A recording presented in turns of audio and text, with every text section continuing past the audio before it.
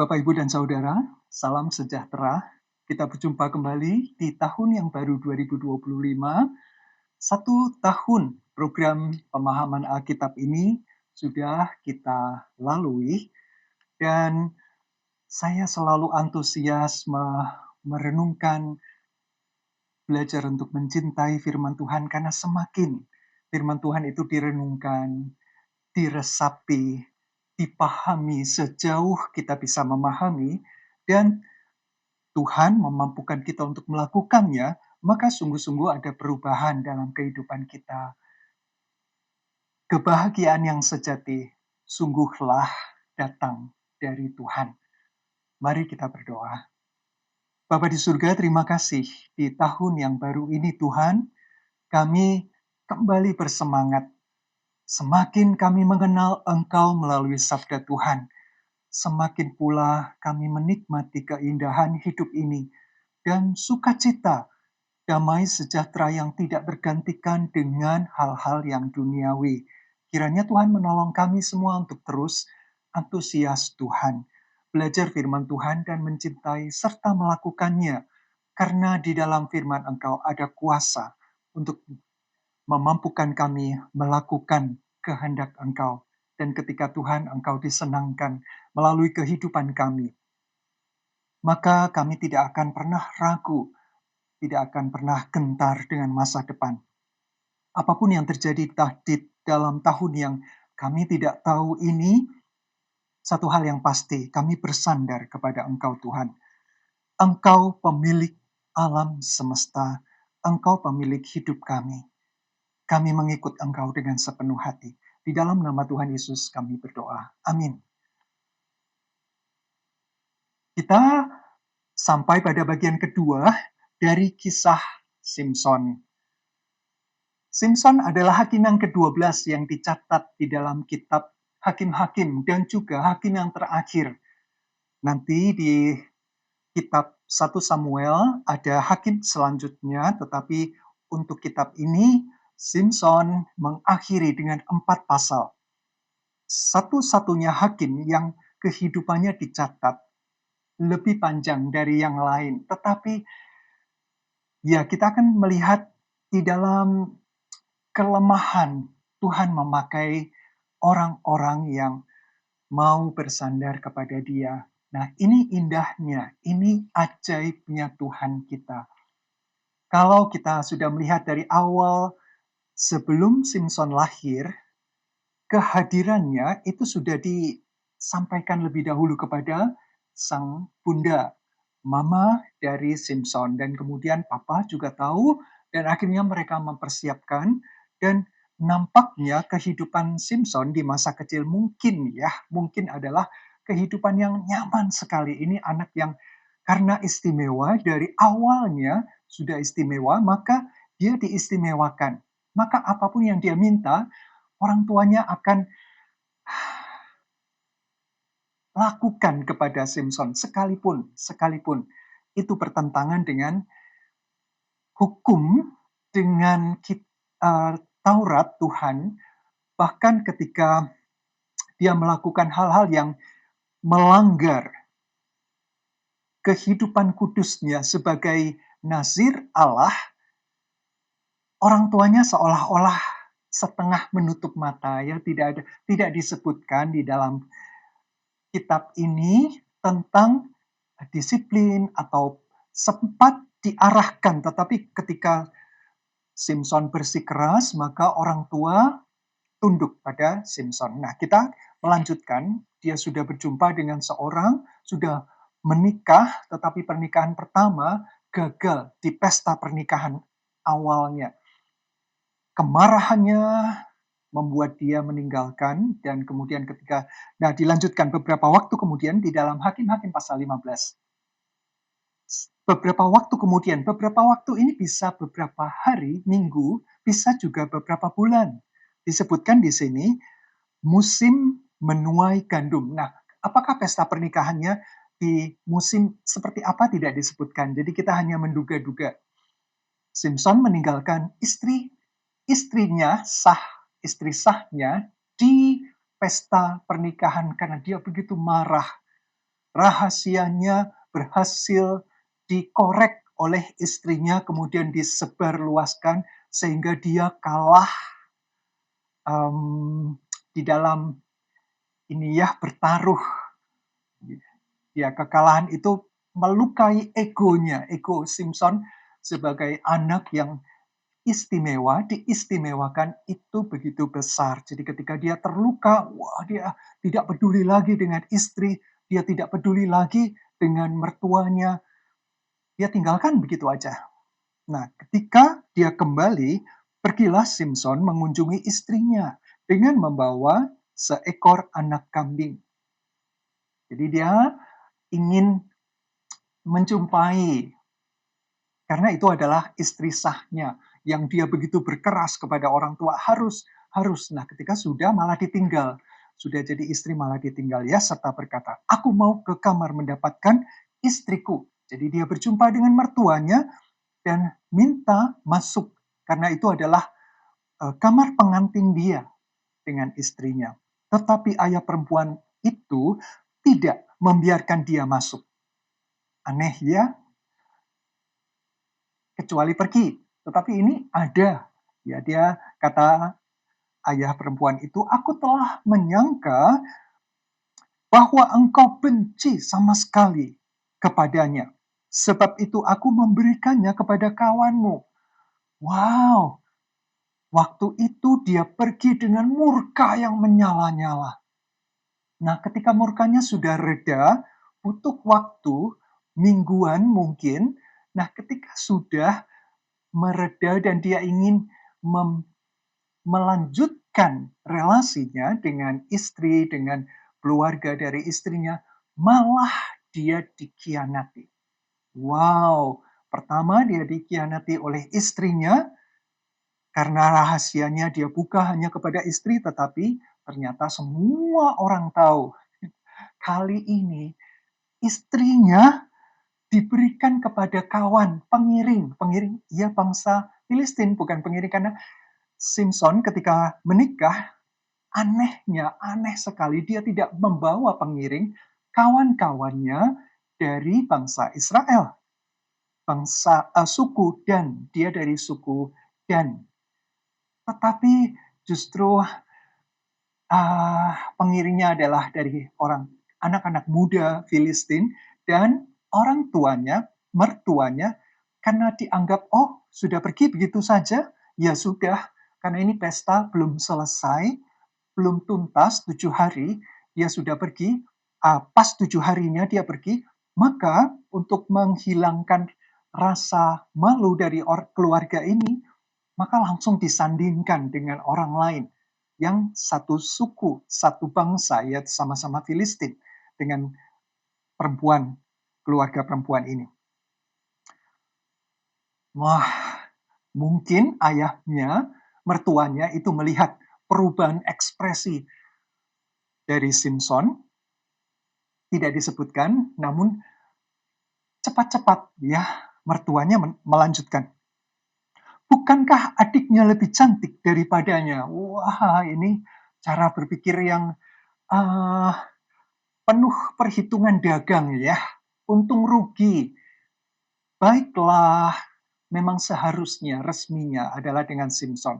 Tetapi ada perubahan skenario ketika terjadi sesuatu yang sangat tidak terduga, lalu diberikan, lalu Simpson datang lagi. Itu juga tidak terduga oleh keluarga dari istri Simpson. Jadi dia langsung menyodorkan, seolah-olah anak perempuan itu memang tidak ada. Bukanlah sesuatu yang berharga. Mau ditanyakan dulukah kepada adiknya, kepada Simpsonnya, ya dua-duanya mau atau tidak. Jadi langsung aja dia adalah, dia berkuasa ya. Ini anak-anak perempuan itu seperti properti. Beda dengan anak laki-laki yang melanjutkan nama keluarga dari ayahnya, marga, suku, kaum, nama itu penting. Jadi dia langsung tawarkan, bukankah adiknya berarti lebih muda, lebih cantik lagi, ya diberikan sedikit pujian, bumbu supaya Simpson mau. Baiklah kau ambil itu bagimu sebagai gantinya. Ya, mudah sekali ya, seperti ambil suku cadang, pasangkan lagi, mesinnya jalan lagi. Benar-benar cara berpikir orang yang ya menganggap anak-anak perempuan itu sebagai milik harta benda yang bisa diatur sedemikian rupa. Dia tawarkan, namun Simpson dari kata-kata jawabannya, jelas dia kembali meledak murkanya. Lalu kata Simpson kepadanya, sekali ini aku tidak bersalah kepada orang Filistin apabila aku mendatangkan celaka kepada mereka. Bayangkan istrinya diberikan kepada pengiring, best man, yang mengiringi dia di hari pernikahannya. Jadi dia merasa egonya kembali dicapik-capik, seolah-olah dia tidak ada harganya, sampai mau diberikan adiknya lah. Jadi dia tidak dianggap, tinggal seolah-olah bilang, pasti maulah, gampang lah si Simpson ini diatur. Ternyata tidak. Ya, dia murkanya menyala-nyala kembali. Dan dia sungguh-sungguh membuktikan bahwa dia mendatangkan celaka kepada orang Filistin. Dia marah kepada orang-orang di kota itu karena dia sudah dipermainkan kali ini. Kali yang kedua, dikhianati oleh mertuanya sendiri. Dikhianati oleh pengiringnya. Ya, istrinya menerima saja. Jadi semua orang menolak dia. Dan dia putuskan dalam kemarahannya. Nah, ini kemarahan kita singgung lagi isu tentang kemarahan. Karena ini memang sebuah pergumulan kita sepanjang hayat. Tidak bisa dibilang, semakin tua akan semakin sabar. Oh, tidak. Ada banyak orang semakin tua semakin pendek sumbunya. Bukan berarti usia dengan semakin lamban secara fisik, kemudian juga akan ikut lamban secara emosional, belum tentu. Itu tergantung dari kepribadian dia, bagaimana dia menundukkan diri diproses oleh Tuhan. Kalau tetap egonya besar, sampai kapanpun tidak akan ada perubahan. Makin buruk, iya, karena tidak mau diproses. Oh, saya sudah terbentuk begini.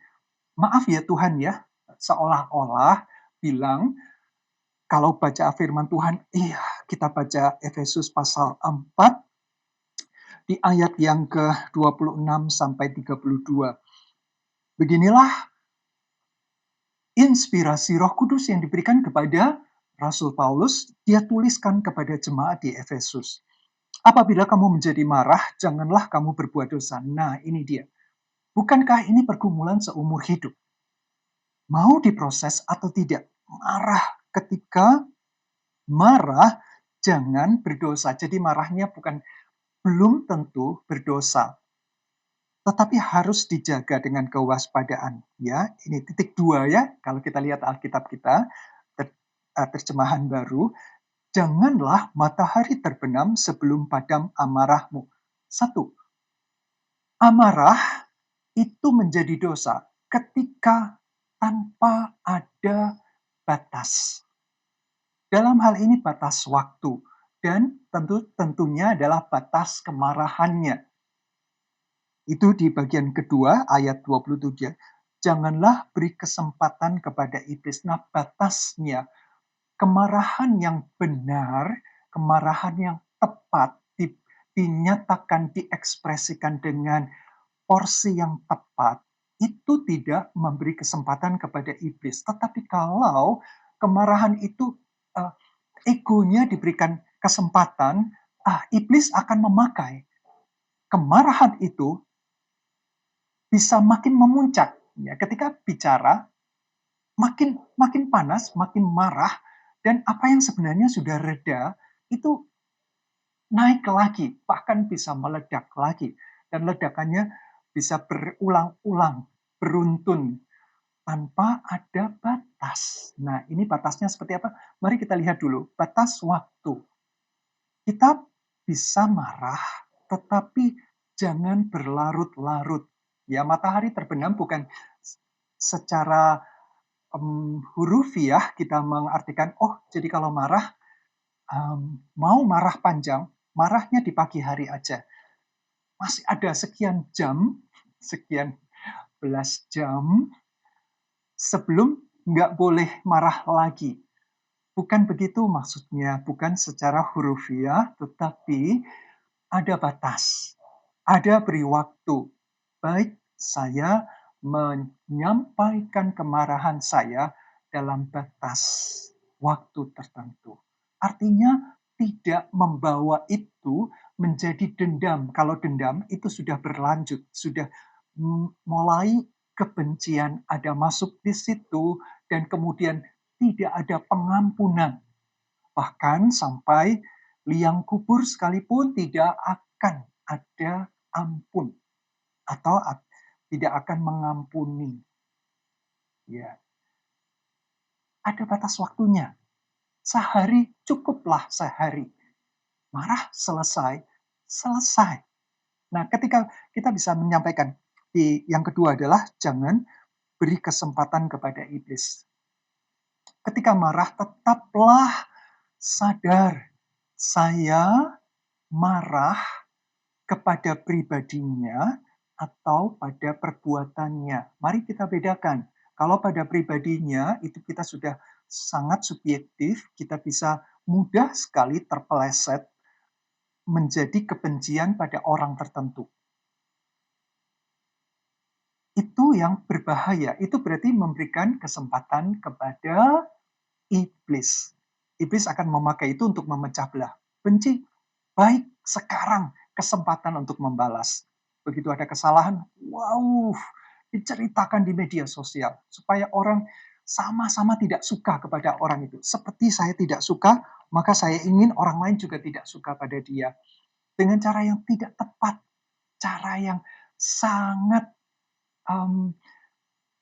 Tuhan tidak mau. Karena itu memberi kesempatan, membuka pintu. Oke, gimana cara yang terbaik untuk menjatuhkan dia? Nah, itu adalah kebencian, jadi dendam. Secara pribadi menyatakan kemarahan dan ke keinginan untuk menjatuhkan. Selanjutnya, orang yang mencuri, janganlah ia mencuri lagi, tetapi baiklah ia bekerja keras dan melakukan pekerjaan yang baik dengan tangannya sendiri supaya ia dapat membagikan sesuatu kepada orang yang berkekurangan. 29. Janganlah ada perkataan kotor keluar dari mulutmu.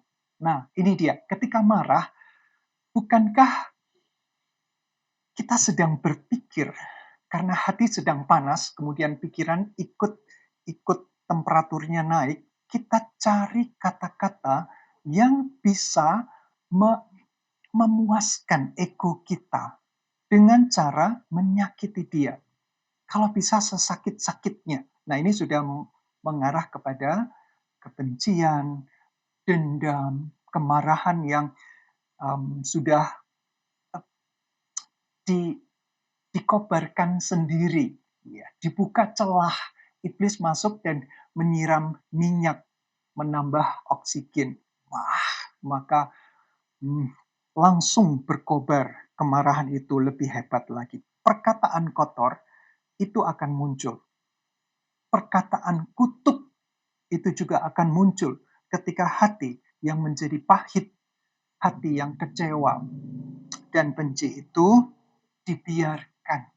Nah, ini sebuah kewaspadaan. Jangan berlarut-larut, jangan beri kesempatan. Wujud nyatanya adalah perkataan kotor. Tetapi pakailah perkataan yang baik untuk membangun di mana perlu, supaya mereka yang mendengarnya beroleh kasih karunia. Dan janganlah kamu mendukakan Roh Kudus Allah yang telah memeteraikan kamu menjelang hari penyelamatan. Ingat, ada roh kebenaran yang akan menolong kita, membimbing kita. Menghibur itu bukan hanya ketika kita berduka, tetapi juga ketika kita sedang marah, ya, murka. Maka kesadaran kita bisa berdoa memohon, tolong Tuhan, saya sedang marah dan semakin marah. Tuhan tolong. Nah, buah Roh Kudus adalah pengendalian diri. Bagian bagian terakhir dari rangkaian buah roh, ya, rasa atau tekstur atau keindahan dari orang yang menundukkan diri di bawah karya Roh Kudus adalah pengendalian diri. Mari kita berdoa, Tuhan, tolong supaya ketika saya marah, saya tidak melakukan dosa. Dengan tangan saya, dengan mulut saya apalagi. Kalau tangan memukul, sakit secara fisik. Mungkin berlanjut ke pengadilan. Dilaporkan, ya, KDRT atau apa. Tetapi kalau kata-kata itu, bahkan lebih tajam. Kemudian disampaikan di media sosial dan seterusnya. Tolong Tuhan, Allah Roh Kuduslah yang akan menolong kita, menghibur, meredakan, memberikan damai sejahtera. Tuhan tolong beri damai sejahtera di hati saya yang makin panas ini. Janganlah kita mendukakan Roh Kudus. Memberi kesempatan kepada iblis itu berarti mendukakan Roh Kudus. Karena Roh Kudus kita sudah membuka. Kita percaya Tuhan Yesus sebagai Tuhan, penguasa, dan Raja yang memimpin, yang menguasai kita. Tetapi kalau kita membuka celah kepada iblis, bukankah itu berarti kita mengabaikan Tuhan kita, Allah Roh Kudus yang sedang berkarya, yang sedang memurnikan, membentuk karakter kita menjadi serupa Yesus. Jauh jadinya. Maka hati-hati. Segala kepahitan, kegeraman, kemarahan, pertikaian, dan fitnah. Ini adalah wujud-wujud dari kemarahan yang tanpa batas dan tanpa batas waktu dan tanpa batas kekudusan, kebenaran, ekspresi yang tepat, cara yang tepat, waktu yang tepat. Itu sungguh membutuhkan hikmat dari Allah Roh Kudus. Kebalikannya, tetapi hendaklah kamu ramah seorang terhadap yang lain. Ketika marah bisa ramah.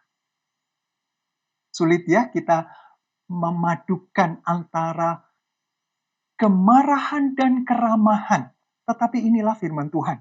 Ketika marah tetaplah ramah. Wah, kok bisa? Oh iya, mari kita minta hikmat Tuhan. Tuhan, saya tidak ingin mendukakan Engkau. Sungguh saya mau tunduk pada kehendak Tuhan. Karena betul, ketika kemarahan itu diumbar, dibiarkan semaunya, maka itu ekornya akan panjang. Ya, dia tiba-tiba bisa merekam kemarahan kita dan itu disebarkan. Ini ada hamba Tuhan yang marah-marah seperti ini. Wow, seluruh dunia tahu. Karena memang orang Kristen disorot. Katanya kasih. Katanya Tuhannya mati karena kasih. Ini anaknya, ini hambanya, ini pelayannya, ini aktivisnya, ini umatnya, seperti itu. Aduh, jauh sekali dengan contoh yang diberikan. Nah, sangat memalukan. Sangat, mari kita berhati-hati ya, penuh kasih, mesra, dan saling mengampuni. Sebagaimana Allah di dalam Kristus telah mengampuni kamu. Isu kemarahan tidak berhenti hanya di dalam batas waktu ya dan cara. Tetapi kalau kita belajar bagaimana di dalam Yakobus, Rasul Yakobus, saudara dari Tuhan Yesus, juga mengatakan di dalam Yakobus 1 ayat 19 sampai 20. Hai saudara-saudara yang kukasihi, ingatlah hal ini. Setiap orang hendaklah cepat untuk mendengar. Cepat ya, sekalipun itu berita yang menyakitkan, fitnah atas diri kita, hal yang buruk yang diberikan, dilontarkan oleh orang lain, yang membuat kita rugi. Dengar, cepat, tapi lambat untuk berkata-kata, dan juga lambat untuk marah. Nah, isu marah adalah sebuah um, pembelajaran yang tanpa habis, tanpa henti kita pelajari. Karena memang kita masih ada ego. Ketika itu terluka, tersinggung, maka keputusan kitalah untuk mengambil pilihan. Jadi tetap ada kehendak bebas, keputusan yang kita harus ambil. Saya mau marah atau saya mau sabar. Saya berdoa dulu. Nah, ini dia. Ini yang penting. Keputusan. Saya mau dengar, saya mau tanya. Dengar dari mana? Coba konfirmasi dulu siapa yang menyampaikan, kemudian dari pihak saya, ini yang saya rasakan, ini yang saya lakukan dan katakan. Ya dengan cara yang baik, ramah saja, santai saja. Lambat untuk berkata-kata, lambat untuk marah. Sebab amarah manusia tidak mengerjakan kebenaran di hadapan Allah.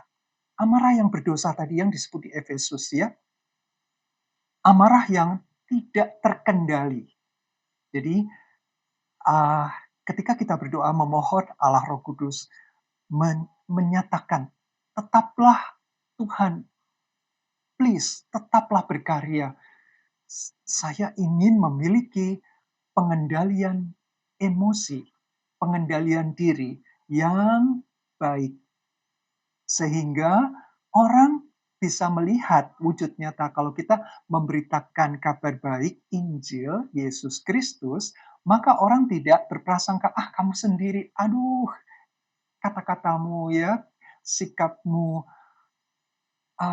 tindakanmu seperti itu, lalu kamu bicara tentang kabar baik. Kamu bukan kabar baik. Hidup hidupmu bukan kabar baik. Kata-katamu jauh dari hidupmu. Nah, itu yang akhirnya menjadi bumerang kepada kita sendiri kalau kita mengumbar kemarahan. Tetapi kalau kita marah dengan cara yang tepat, dengan waktu yang tepat, cara dan waktu yang tepat ini butuh hikmat Tuhan, sungguh-sungguh sepenuhnya. Tuhan akan mengatur waktunya, tidak serta-merta. Spontanitas belum tentu baik, belum tentu. Cara, ya walaupun uh, nampaknya lemah lembut, tetapi kalau waktunya tidak tepat juga tidak pas. Malah dianggap, oh ya akan banyak disalah mengerti. Ya. Tetapi ketika Tuhan menolong kita, menyampaikan, menyadarkan, ada kalanya kita diam, tidak memberikan sanggahan apapun. Biar orang lain beranggapan kita buruk, jelek, seperti yang difitnahkan, biar. Semakin kita mencoba membela diri, semakin orang melihat, sepertinya benar, karena dia mati-matian membela diri. Jadi mau ada defense gitu ya, mekanisme pembelaan diri yang berlebihan. Itu adalah tanda dari kecemasan, ketakutan. Takut itu benar. Dan memang benar kalau terlalu berlebihan membela diri, sudahlah, nggak apa-apa, orang lain bilang. Nanti ada saatnya Tuhan yang adil itu akan membuka. Siapa sih yang sebenarnya benar itu? Ya, ada waktunya, tidak selalu kita terburu-buru, kecuali dalam pendidikan ya, dalam mendidik anak, mendidik murid, mendidik generasi muda, kita perlu waktu yang tepat, tidak terlalu panjang, supaya dia tetap sadar, oh tadi itu saya salah. Kalau tidak langsung ditegur, dikoreksi dengan benar, maka dianggap, oh itu nggak apa-apa. Dan itu menjadi kebiasaan yang buruk nantinya. Dalam pendidikan berbeda, tetapi untuk diri sendiri, mari kita mengatakan, iya tidak apa-apa, amarah manusia tidak mengerjakan kebenaran di hadapan Allah. Sebab itu buanglah segala sesuatu yang kotor dan kejahatan yang begitu banyak itu, dan terimalah dengan lemah lembut firman yang tertanam di dalam hatimu, yang berkuasa menyelamatkan jiwamu. Sekali lagi firman itu berkuasa. Itulah sebabnya kita belajar terus. Berkuasa menyelamatkan jiwa, berkuasa untuk mendidik kita dalam kebenaran, mengoreksi kesalahan kita, ya, menyatakan kesalahan kita, mendidik dalam kebenaran. Itu adalah sebuah proses firman Tuhan itu, maka penting sekali. Orang muda, walaupun usianya lebih pendek dari yang tua, tetapi bisa menjadi contoh. Ketika dengan rendah hati, ketika dengan kesungguhan hati, memohon Allah Roh Kudus memimpin hidup, memimpin langkah, memberikan hikmat untuk berkata-kata, maka itu adalah sungguh-sungguh menjadi berkat, menjadi teladan bagi teman-teman muda yang lain. Nah, itu kembali kepada kisah Simpson. Dia umbar kemarahannya, aku akan mendatangkan celaka. Memang Tuhan memakai berbagai keputusan yang sekalipun salah untuk menghukum bangsa Filistin yang menjajah Israel. Betul, memang Simpson harus cari gara-gara, tetapi tidak tidak dengan cara yang seperti ini. Ini benar-benar keputusan yang, ya, amarah yang tidak tepat, mendatangkan celaka. Bayangkan seorang abdi Allah, nasir Allah, mendedikasikan hidup sepenuh, bahkan dari lahir sampai mati disebutkan. Simpson ini adalah nasir Allah. Kalau nasir yang dikatakan di dalam kitab Bilangan itu ada periode waktu 1 bulan kah, atau baik 1 tahun. Tetapi ini Simpson seumur hidup. Maka cara dia, seorang abdi Allah, nasir Allah, mencelakai orang lain, sekalipun itu musuh, ya, tetap tentu tidak dengan cara yang tidak tepat.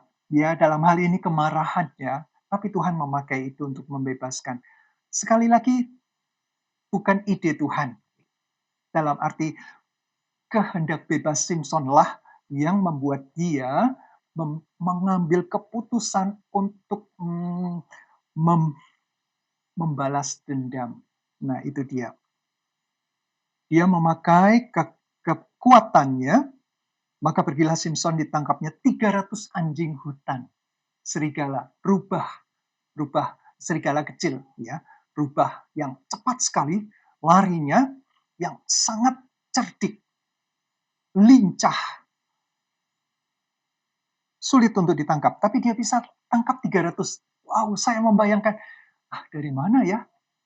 Memang rubah-rubah itu punya liang, tapi di dalam satu liang, itu satu keluarga dia, mungkin 2 keluarga, tidak banyak. Jadi dia bisa mengumpulkan 300 ini. Wow, ajaib sekali gitu, dalam waktu yang tidak terlalu lama. Diambilnya obor. Apakah ini membunyikan bel di dalam pikiran kita? Angka 300 dan obor.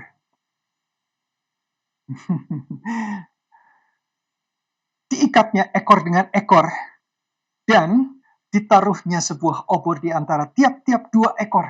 Jadi ada 150 pasang rubah yang ekornya diikat.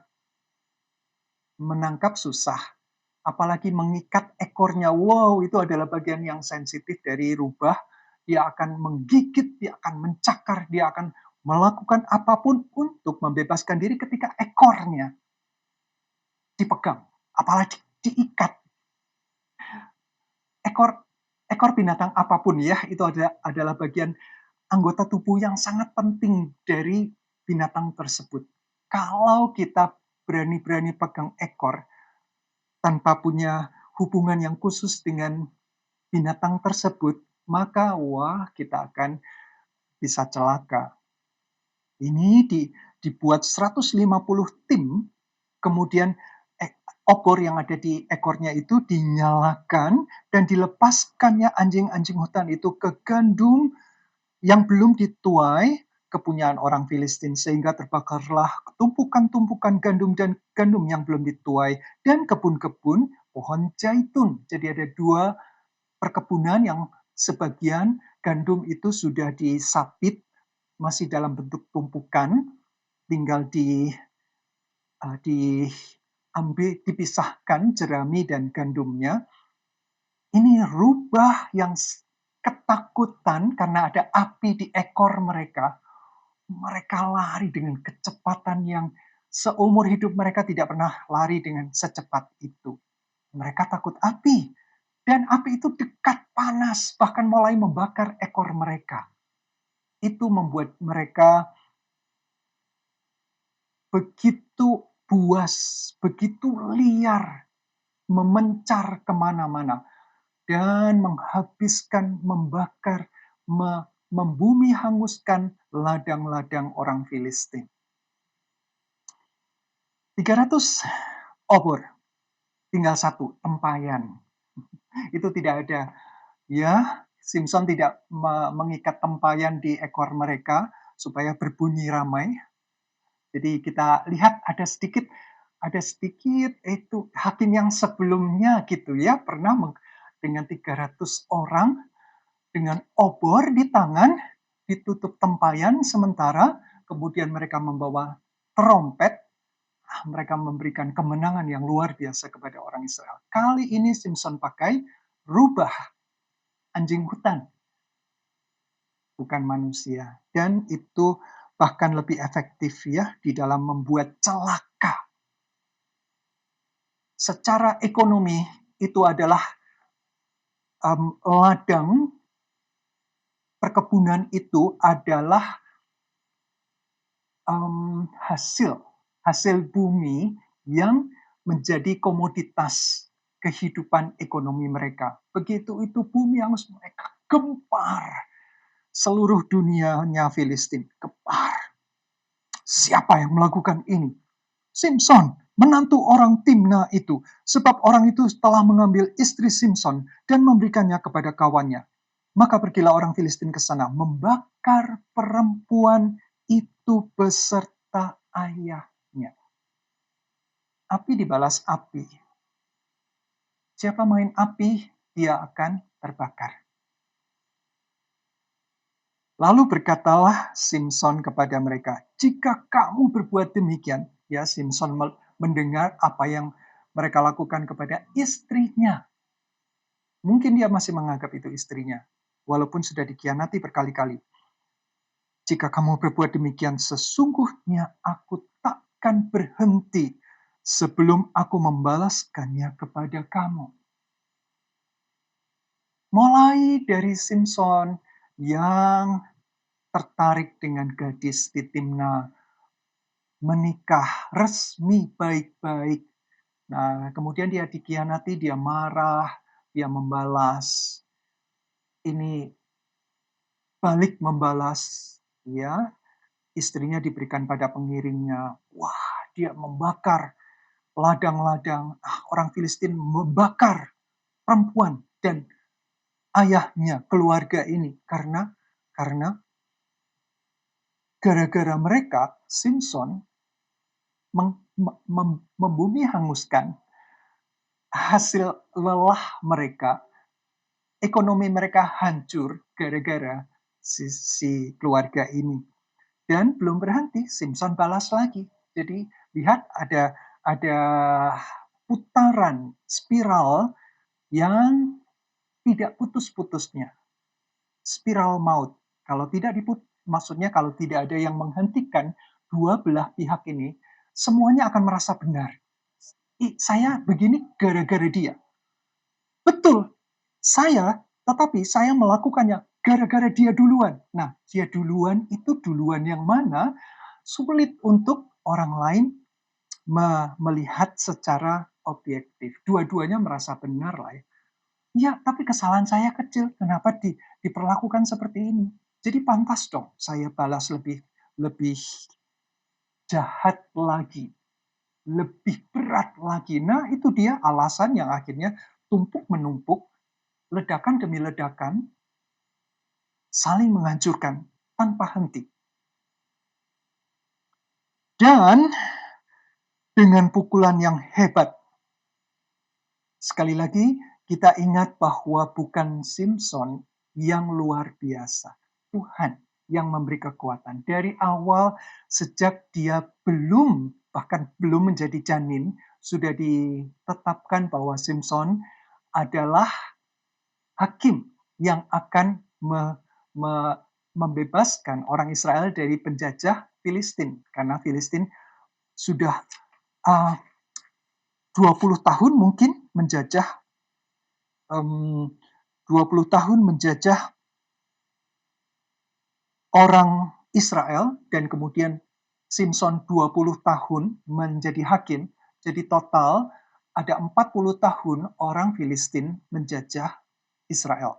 Nah, di tengah-tengahnya Simpson lahir dan menjadi hakim selama 20 tahun. Jadi dengan pukulan yang hebat dia meremukkan tulang-tulang mereka. Lalu pergilah ia dan tinggal dalam gua di bukit Etam. Jadi dia menyatakan kegeramannya, melampiaskan dendamnya kepada orang-orang yang sudah membakar istri dan mertuanya. Nggak selesai ya, lalu majulah orang Filistin dan berkemah di daerah Yehuda serta memencar ke Lehi. Orang Yehuda yang ya Simpson orang Dan, dari suku Dan. Orang Filistin datang kepada Yehuda karena Yehuda memang di bagian selatan dari tanah perjanjian itu, dan orang Filistin itu tinggalnya di pantai dekat Laut Mediterania yang memang berdampingan dengan Yehuda, dengan suku Yehuda. Jadi mereka pasukannya datang mengelilingi itu ya, mengelilingi daerah Yehuda. Mengapa? Ya, orang Yehuda bertanya-tanya, kenapa kalian mau menyerang kami?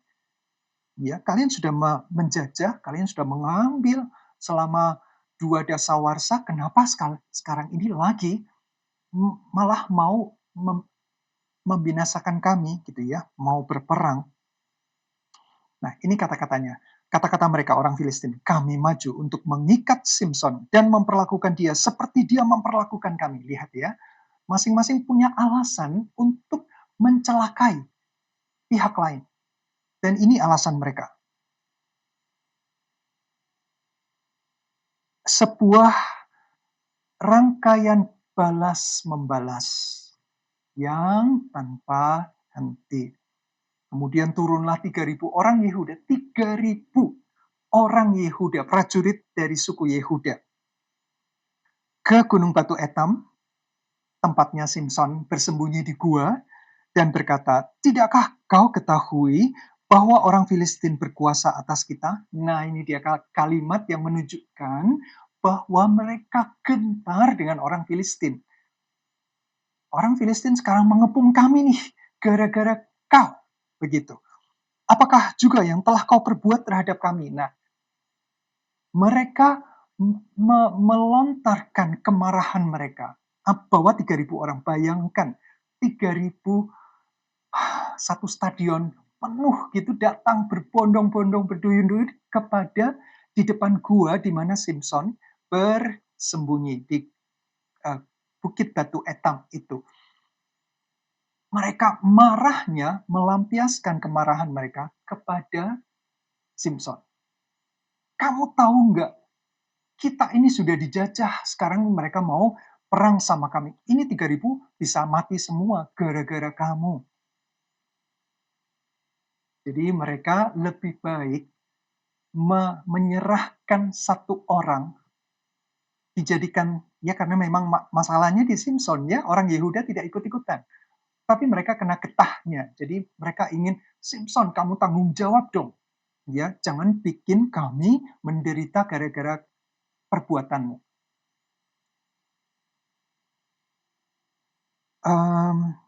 Jadi bosnya adalah orang Filistin ya bagi orang Yehuda ini. Tetapi jawab Simson kepada mereka, seperti mereka memperlakukan aku, demikianlah aku memperlakukan mereka. Nah, lihat, mirip sekali dengan apa yang orang Filistin katakan tentang Simson. Ya, orang Filistin tadi di ayat yang ke enak ke 10 ya, kami dan memperlakukan dia seperti dia memperlakukan kami. Simson menjawab, seperti mereka memperlakukan aku, demikianlah aku memperlakukan mereka. Dua-duanya merasa benar ya. Nah, itulah dia. Mengapa spiral dendam kesumat itu sulit untuk diputuskan? Sangat sulit.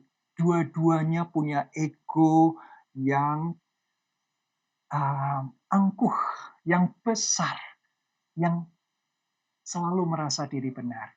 Nah, ini hati-hati, orang Yehuda juga punya perasaan seperti itu, sehingga mereka tentunya ingin membela suku Yehuda jangan sampai menderita memang gara-gara Simson. Tetapi sikap mereka terhadap saudara ini Simson sudah sudah menjadi hakim, sudah terbukti kekuatannya.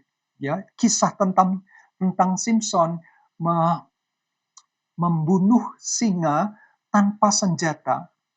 Simson mengalahkan ya 30 orang Filistin, membunuh mereka, mengambil pakaian mereka. Itu juga menunjukkan kekuatan. Mereka sudah tahu ini orang istimewa, makanya mereka bawa 3.000.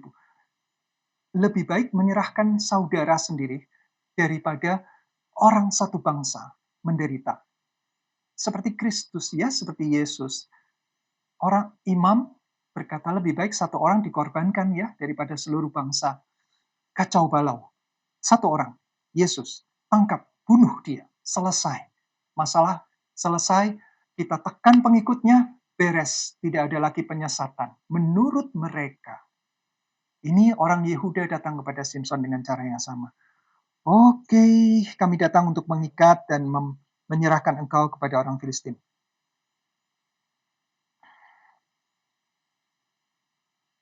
Tetapi jawab Simson kepada mereka, bersumpahlah kepadaku, sumpah ya, berjanjilah bahwa kamu sendiri tidak akan menyerang aku. Simson tidak mau, ya dia bisa mengalahkan suku Yehuda dengan kekuatan yang Tuhan beri, tetapi dia tidak mau. Jadi dia bilang, baiklah, ikatlah aku, tapi jangan bunuh aku. Aku tidak mau bertempur dengan bangsaku sendiri. Seolah-olah dia bilang begitu. Dan itu benar, itu baik. Orang Yehuda bilang, oh ya memang kami cuma mau serahkan kamu aja, nggak untuk membunuh kamu. Di dalam hati ya, kecuali kamu menolak untuk diikat gitu. Lebih baik dia satu orang dibunuh daripada kita satu suku Yehuda dikalahkan, ya menderita lebih parah lagi. Sudah dijajah, dibunuh lagi. Ya, jadi mereka lebih baik begitu. Lingkaran yang tanpa henti itu hanya bisa diputuskan jika salah satu pihak melakukan seperti yang Tuhan katakan. Di dalam Roma, Rasul Paulus mengatakan, biarlah Tuhan yang membalas ya, Roma 12. Pembalasan adalah haknya Tuhan. Tidak usah kita ikut membalas. Ya, Tuhan Yesus dalam rangkaian khotbah di bukit juga mengatakan, ampuni. Kalau orang bilang mata ganti mata, gigi ganti gigi, oke, tapi kamu ampuni. Uh, sebuah tindakan rendah hati yang sungguh-sungguh tidak manusiawi, tidak alamiah manusia berdosa, bukan naturnya karena manusia berdosa, tetapi sebuah tindakan yang ilahi, hasil dari karya Roh Kudus yang melembutkan hati kita, yang menyadarkan bahwa saya tidak pantas untuk mendapatkan kasih Allah. Saya sudah memberontak, saya sudah membenci Tuhan dari awal dengan keberdosaan. Tetapi Tuhan begitu beranugerah, memampukan saya untuk datang, menerima kabar baik keselamatan melalui karya penebusan Yesus Kristus. Itu bukan karena kebaikan saya, bukan karena kesalehan saya, tetapi karena anugerah. Dan oleh sebab itu, saya yang sudah diampuni, padahal dosa saya besar, saya harusnya yang mati. Sudah diampuni, Yesus mati di salib, supaya saya hidup. Nah, ketika saya hidup, maka saya mau belajar seperti Yesus. Mengampuni orang yang berdosa kepada saya, bersalah kepada saya. Sekalipun dia tidak pernah mengampuni saya, tidak apa-apa, itu urusan dia dengan Tuhan. Tetapi saya mau mengampuni dia, melepaskan belenggu ke belenggu dendam, kesumat itu dari pihak saya. Kalau dia mau meneruskan, silakan. Pembalasan adalah haknya Tuhan, bukan hak kita. Lepaskan saja hak kita untuk membalas. Oh, saya berhak membalas. Tentu. Seperti Simpson, saya akan membalas. Orang Filistin juga bilang, kami akan membalas. Tapi ketika satu pihak stop, saya tidak mau balas lagi. Enggak apa-apa, baiklah. Saya diperlakukan tidak adil, tidak benar, saya terima. Sebagai bagian dari pemurnian iman dan karakter. Maka spiral itu berhenti. Ketika Tuhan menyadarkan kita, tidak perlu membalas, nanti Tuhan yang menyatakan keadilannya. Balasan Tuhan lebih hebat? Iya, belum tentu. Saulus membantai, bukan cuma menangkap lalu memasukkan penjara. Dia menyesah, dia menyiksa orang-orang Kristen yang dia anggap penyesat-penyesat. Supaya berhenti penyesatan itu. Tetapi Tuhan tangkap Saulus, jadikan dia Paulus. Tetapi Paulus tetap menderita. Wow, penderitaan Paulus lebih dari semua orang. Dia kembali memberitakan Injil kepada orang Yahudi menolak, menyiksa, berkali-kali mau membunuh dia. Orang kafir, dia pergi ke orang Yunani yang tidak mengenal budaya Yahudi, dia menyampaikan kabar baik kepada dia juga disalah mengerti, dihukum, disesah, dan mendapatkan penderitaan. Oh, itu cara Tuhan. Orang Kristen belajar mengampuni Saulus. Ketika Ananias dipanggil Tuhan untuk menolong Saulus yang dibutakan matanya, melihat kemuliaan Yesus, Ananias sempat berargumen, ini orang jahat sekali Tuhan. Tetapi dia melakukan kehendak Tuhan. Dan Saulus menjadi Paulus. Kalau kita dijahati oleh Saulus yang seperti itu, baiklah, mari kita menjadi jemaat yang mula-mula. Ampuni. Menjauh, jaga jarak, iya. Kalau memang itu Tuhan berikan kesempatan kita memberikan jarak supaya kita tidak kita ada rasa aman sebagian gitu ya. Silakan Tuhan yang mengatur. Tetapi tidak perlu membalas mendoakan Tuhan, hukum dia seberat-beratnya. Tuhan, saudara saya mati karena dia. Tuhan, bunuh dia. Oh, tidak, sama sekali tidak. Nah, itu yang Simpson katakan, sehingga dia bersedia diikat dan dia diserahkan kepada orang Filistin. Sampai di Lehi, orang Filistin mendatangi dia dengan bersorak-sorak. Mereka berpikir akhirnya musuh kita ada di depan kita. Kita kejar dia kemana-mana, kita tidak tahu dia sembunyi di mana. Makanya mereka mengepung Yehuda. Tetapi ketika sudah di depan mata mereka, ini penyebab ladang gandum dan zaitun yang menghancurkan ekonomi kita ada di depan kita. Mari kita balas dendam. Ketika mereka sudah mau melakukan pembalasan dendam, mari kita lihat. Maka berkuasalah roh Tuhan atas dia. Ini adalah yang keempat. Pertama di pasal 13. Kemudian di pasal 14 ada 2 kali. Roh Tuhan berkuasa, menguasai, menggerakkan, memberi kekuatan. Nah, ini adalah bagian yang terakhir. Berikutnya tidak ada kata-kata seperti ini lagi. Roh Tuhan memberikan kekuatan atau berkuasalah roh Tuhan, tidak ada lagi. Walaupun dia di akhir hidupnya, dia kembali mendapatkan kekuatan, tetapi tidak disebutkan roh Tuhan seperti ayat ini. Ya. Jadi dia dalam kondisi terikat, mungkin di belakang ikatannya itu, orang-orang Filistin sudah bersorak-sorak menyerbu ke arah dia, orang Yehuda sudah mundur ke belakang, membiarkan terserah pokoknya. Orang Yehuda sudah menepati janjinya, menyerahkan Simson. Sudah, jadi jangan berperang dengan orang Yehuda lagi. Beres, nggak apa-apa satu orang mati. Daripada kami banyak menderita. Jadi tiba-tiba ikatan itu hancur seperti terbakar. Dengan mudah Simson melepaskan diri dan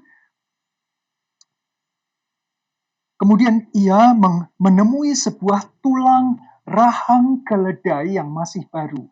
Jadi ada keledai mati, sudah menjadi tengkorak, tapi belum sampai kering. Tulangnya belum kering sekali, masih agak kuat. Kalau sudah kering, tentu rapuh ya tulang itu. Jadi masih kuat tulang rahang keledai. Keledai itu bukan binatang besar, bukan seperti unta yang tinggi besar dan berbadan kokoh. Bukan, keledai itu adalah binatang yang bahkan lebih kecil dari kuda. Ya, keledai. Rahangnya juga bukan rahang yang besar. Panjang, ada moncong, betul. Seperti kuda. Jadi ya sebesar itu kira-kira rahangnya. Bukan kepala ya, hanya rahang bawahnya saja. Dia ambil itu, diulurkan tangannya, dipungutnya, dan dipukulnya mati 1.000 orang dengan tulang itu. Bayangkan tulang itu bentuknya ya seperti kita, cuma lebih panjang gitu ya. Bukan seperti kita maksudnya. Seperti kuda, ya seperti kuda. Jadi mungkin itu kalau dipegang satu sisi, seberapa sih kekuatannya? Seberapa sih besarnya? Dia akan melengkung gitu aja mengikuti rahang. Ya, yang mana yang dipukulkan? Apakah dipukulkan ke depan, atas ke bawah, ke samping? Tidak tahu, tapi dengan satu orang Simson saja. Dan dengan senjata yang aneh. Mungkin kalau dia pegang pedang bisa 2 kali lipat lebih banyak ya, karena lebih cepat membunuhnya. Tapi tulang rahang itu karena pendek, bukan sebuah senjata yang panjang, bukan senjata tajam, gigi-gigi keledai itu adalah pemamah biak, pemakan rumput. Jadi gerahamnya yang kuat untuk mengunyah rumput jerami, bukan karnivora yang giginya tajam-tajam, bukan. Jadi kekuatan dari rahang itu sebenarnya tidak ada apa-apanya. Ya, sebuah senjata yang aneh, tapi 1.000 orang, bayangkan. Mungkin ini sebenarnya menunjukkan banyak sekali orang yang menjadi korban pukulan dia yang luar biasa. Roh Tuhan. Sekali lagi kita ingat, kekuatan Simson adalah dari roh Tuhan, bukan dari Simsonnya. Gitu. Supaya kita tidak kehilangan. Jadi sumber kekuatannya Simson nih, wah hebat nih, kita puji-puji Simsonnya. Salah. Yang kita puji adalah Tuhan yang memberikan kekuatan itu. Mengenai senjata yang unik ya, yang tidak lumrah, kita ingat Samgar. Di awal Hakim-Hakim, hanya satu ayat Samgar. Dia pegang tongkat penghalau lembu. Itu mungkin hanya dari kayu, kecil, stick gitu ya, batang, lalu ujungnya diberi logam yang agak runcing. Jadi kalau lembu sedang membajak, itu untuk memberi semangat. Kalau lagi malas jalan, nah ujung yang runcing itu dipukulkan untuk memberikan, dipukulkan di pantat kerbau, supaya itu maju lagi. Kalau tidak, dia akan berhenti. Sedangkan temannya mau jalan, jadi nanti jalannya akan melingkar gitu. Yang satu mau diam, yang satu mau jalan. Ya, kuk itu dua sapi, dua lembu. Jadi yang ujung runcing untuk memberikan dorongan, tapi ujung yang tumpul dari logam atau tongkatnya itu untuk memberikan pukulan. Kalau salah, ayo, atau untuk belok, belok, tik tik tik tik tik gitu. Nah, belok sama-sama. Dua kerbau sama-sama. Dengan tongkat itu Samgar mengalahkan 600 orang Filistin. Wow, seberapa kekuatan stick? Bayangkan stick drum, tapi lebih panjang, ya, dan ujungnya diberikan.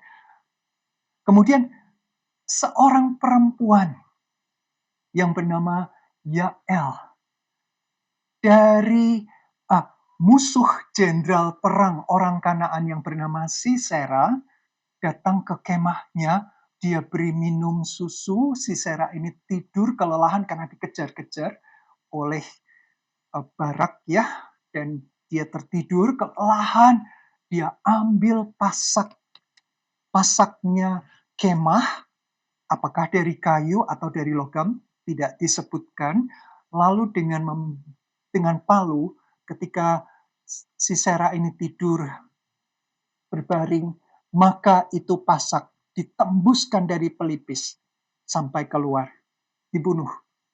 Perempuan, Yael. Jadi kemenangan itu bukan oleh Barak, karena Barak tidak mau maju perang melawan Filistin, Kanaan, kecuali Deborah ikut. Jadi Deborah bilang, kemenangan bukan dari kamu, tetapi dari orang lain. Kemudian orang yang tidak ternama, ya, seorang wanita dari Tebes menara. Ini Abimelek. Abimelek itu adalah um, anak yang um, dari selir gitu ya. Jadi merasa berkuasa, bukan hakim sebenarnya, bukan hakim di Israel, tapi dia merasa berkuasa seperti hakim. Jadi dia dengan kegeraman dia, orang yang kejam ini ingin membakar. Nah, dari atas perempuan di menara Tebes itu melemparkan batu kilangan bagian atasnya, dua batu yang dasarnya berat, besar. Nah, atasnya yang untuk mengisar, yang diputar untuk menggiling gandum. Masih masih bisa diangkat oleh seorang perempuan, dijatuhkan dari atas, acak saja, jatuh ke kepala Abimelek dan mati. Bukan senjata yang hebat. Jadi kita sudah melihat di hakim-hakim sini, ini aja ada 3 senjata unik, sekali lagi bukan karena senjatanya, bukan karena orangnya. Termasuk yang keempat ini, Gideon. Tulang rahang keledai. Bukan keledainya, tulang rahangnya, bukan juga Simpsonnya, tetapi Roh Tuhan. Nah, dengan pemahaman yang benar ini, maka kita semakin takjub. Wow, Tuhan bisa pakai siapa saja. Sehingga jangan ada orang yang membanggakan diri. oh Tuhan bisa pakai apa saja. Jangan mengandalkan siapapun, apapun. Bagus ya? Satu, jangan mengandalkan siapapun. Karena Tuhan bisa pakai siapa saja. Termasuk kita yang orang-orang lemah, yang juga berdosa. Simpson banyak sekali dosanya ya, dia nasir Allah. Coba bayangkan dengan senjata sependek itu, dia bunuh 1.000 orang. Darahnya kemana? Pasti kena dialah. Padahal itu mayat-mayat berkelimpangan 1.000 orang di sekitar dia. Seorang nasir akan kehilangan kenasirannya ketika dia bersentuhan dengan bangkai, apalagi darah.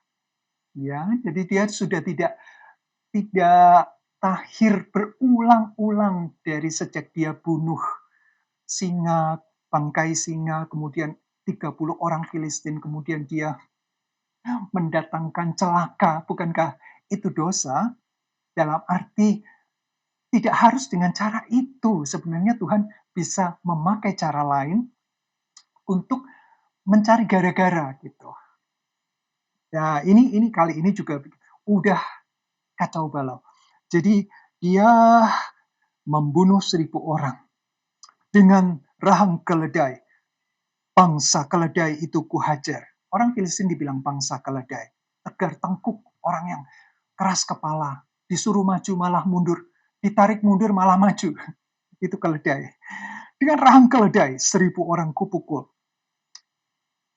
Setelah berkata demikian, dilemparkan tulang rahang itu dari tangannya. Kemudian masuk, dinamailah tempat itu Ramat Lehi. Kemudian dia sangat haus, berserulah ia kepada Tuhan. Nah, kata berseru kepada Tuhan atau berdoa saja, berkata saja kepada Tuhan, baru muncul sekarang ini.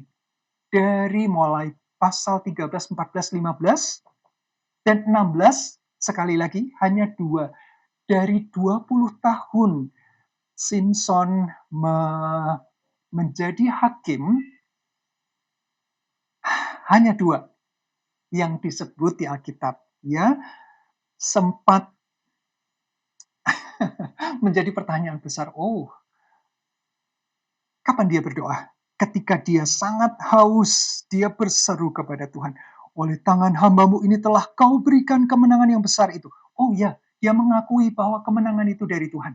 Betul, dia sangat betul. Walaupun dia sering lupa itu. Dia pikir dirinya yang hebat. Nanti kita lihat di pasal berikutnya. Masakan sekarang. Masakan ya. Mengapa sekarang aku akan mati kehausan dan jatuh ke dalam tangan orang-orang yang tidak bersunat itu?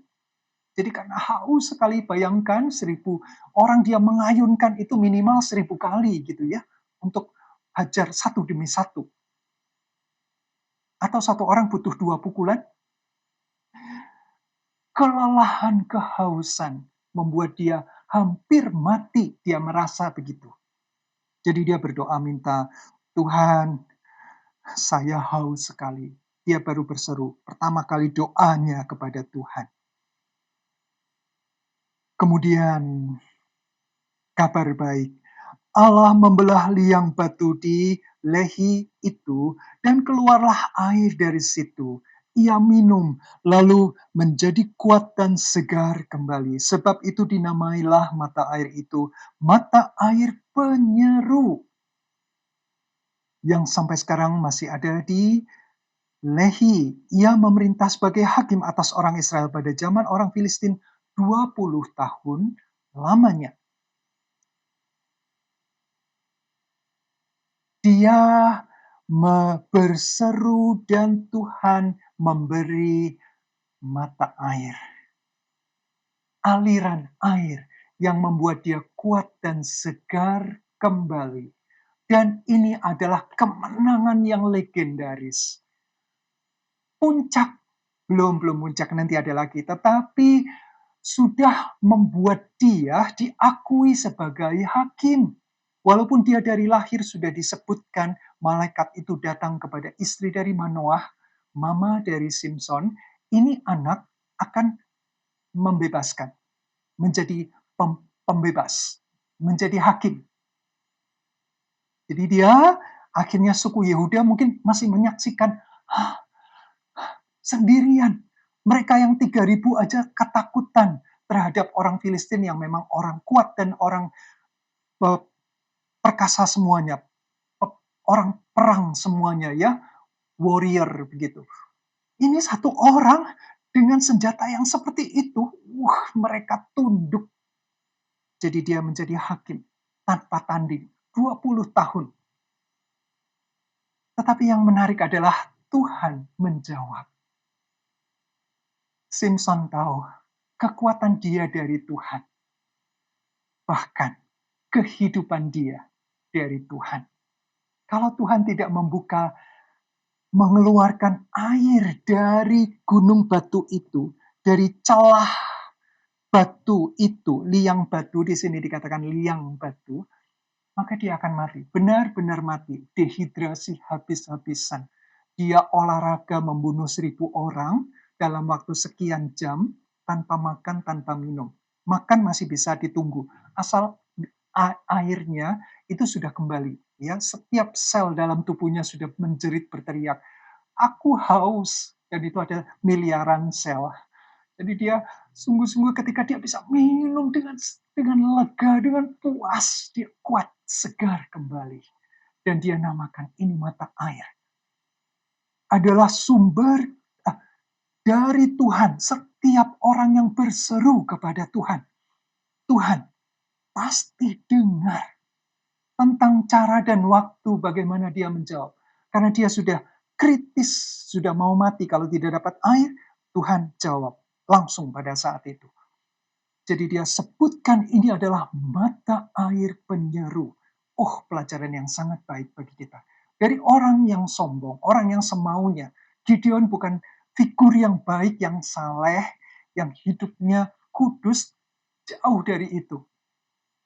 Tetapi karena Tuhan sudah memang berniat memakai Simpson, maka Tuhan menjaga dia sampai pada akhir hidupnya.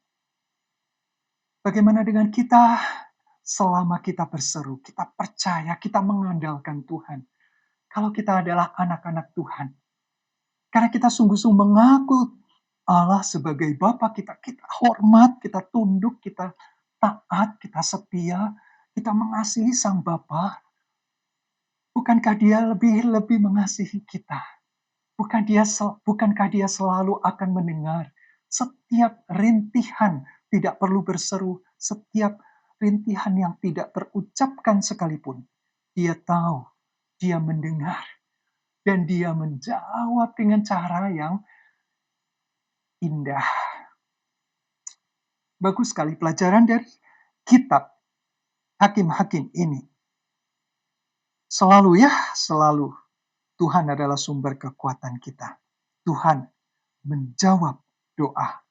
Nah, pasal 16, lihat, jadi hakim sekalipun, sebagai nasir Allah sekalipun, pada suatu kali ayat 1, ketika Simpson pergi ke Gaza, dilihatnya di sana seorang perempuan sundal, pelacur, lalu menghampiri dia. Menghampiri tentu bukan cuma hai, mendekat bukan, tapi ada makna yang lebih jauh daripada itu. Ini nasir Allah, ini hakimnya orang Israel. Ya.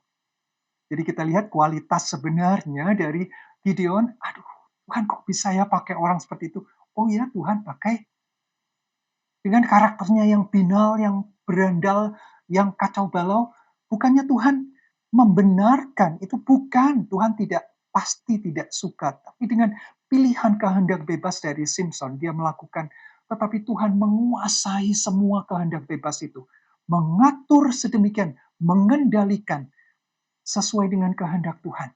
Supaya Israel dibebaskan dari penjajahan Filistin.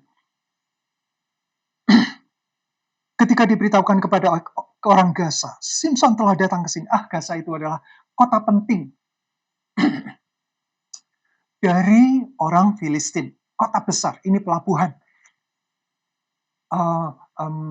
Sebuah kota yang dekat, ya, pemimpin-pemimpin kota Filistin itu selalu berhubungan. Jadi kisah yang ada Simpson di Timna, Simpson di sebelumnya itu ya,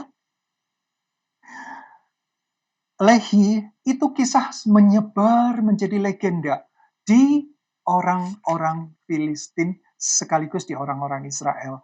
Nah, ketika Simpson datang, oh ini Simpson sudah dewasa, ini sudah lewat mungkin tahunan, sudah berlalu, dia bukan anak remaja lagi, dia sudah dewasa, tapi sifatnya yang mudah terpikat dengan kecantikan,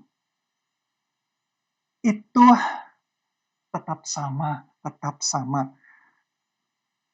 Jadi mereka mengepung tempat itu, kota Gaza, kota besar, berbenteng, dan siap menghadang dia semalam-malam. Semalam-malam itu di pintu gerbang kota. Tetapi semalam-malaman itu mereka tidak berbuat apa-apa karena pikirnya nanti pada waktu fajar kita akan membunuh dia.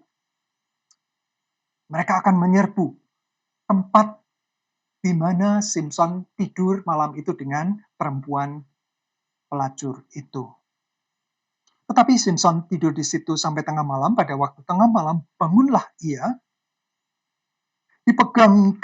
dipegangnya kedua daun pintu gerbang kota itu, dan kedua tiang pintu kusennya yang besar, pintunya juga tebal, besar, dicabut nyala semua itu beserta palangnya, jadi yang vertikal dan yang horizontal, semua kusen dan daun pintu gerbang satu